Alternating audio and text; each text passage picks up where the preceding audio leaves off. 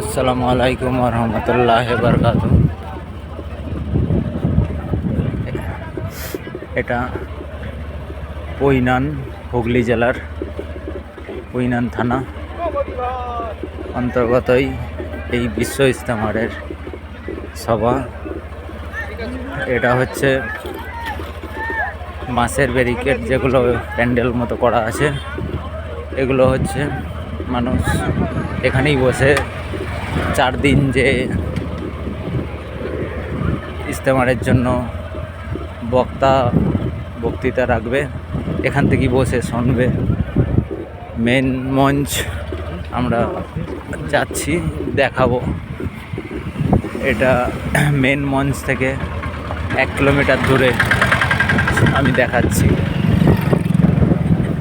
কয়েক হাজার লোকের এখন থেকেই ভিড়, আর তখন কত লোক আয়োজন, কত ভিড় বুঝতেই পারছেন। এখানে কত হাজার বলাটাও ভুল, লাখও নয়, কোটির কাছে লোকের আয়োজন আছে। দুদিকে প্যান্ডেল, মাঝখান দিয়ে রাস্তা, একটা মাটির রাস্তা। মানুষ এখানে তো যারা পায়ে হেঁটে বয়স্ক মানুষ আসতে পারছে না, তারা গাড়ি করে ভেতরে আসছে দেখার জন্য। আর মেন গাড়ি পার্কিং তো রোডের ধারে আছে, ওখানে তো গাড়ি দেখলে আপনারা বুঝতেই পারবেন যে এখন কত লোক এসেছে। হাজার হাজার লোক বিনা স্বার্থে এখানে এসে কাজ করছে। দেখুন, এখানে একটা ব্যানার ঝোলানো আছে, এখানে হাওড়া লেখা আছে। এটা হাওড়া জেলার লোক এসে করছে। সবথেকে খুশির বিষয়, এত কিছু আয়োজন, এত প্যান্ডেল, এত মানে এখানে কত মোটর বসিয়েছে, পুকুর কাটছে, কত ক্যান্টিন হয়েছে, মানে যা কিছু কাজ হচ্ছে এখানে। সবথেকে আশ্চর্য বিষয়, এখানে কোনো লেবার বা মজুর দিয়ে কোনো কাজ করতে হয় না। মানুষ আসছে এমনিতে বিনা স্বার্থে এখানে কাজ করে যাচ্ছে। এখানটাই হবে মেন সভা মঞ্চ সম্ভবত। এখন এটা হয়তো ফাঁকা রেখেছে, এইখানটাতেই সম্ভবত হবে।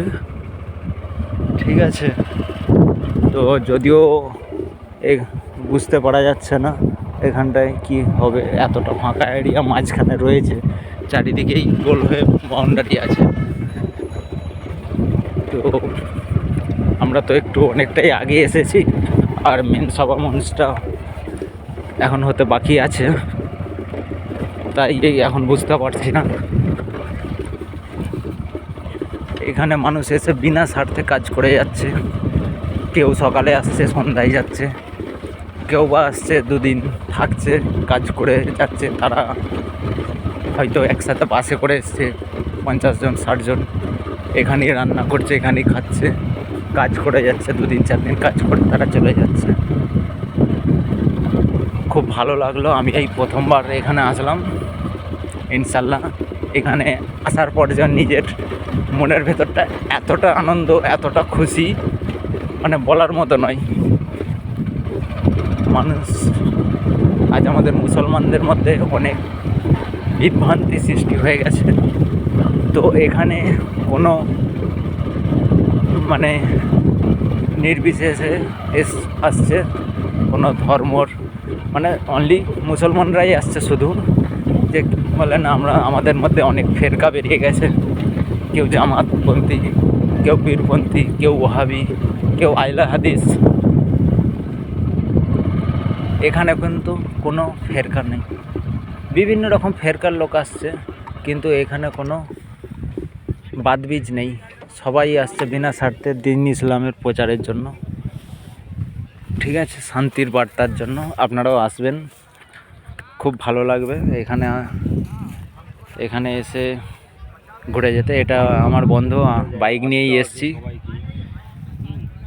হ্যাঁ, খুব ভালো জায়গা। ওইখানটা থেকে কতটা এলাকা নিয়েছে, ওই কোনটা দেখো, ওই দিকটা, ওই দিকটা বহু বড় এরিয়া।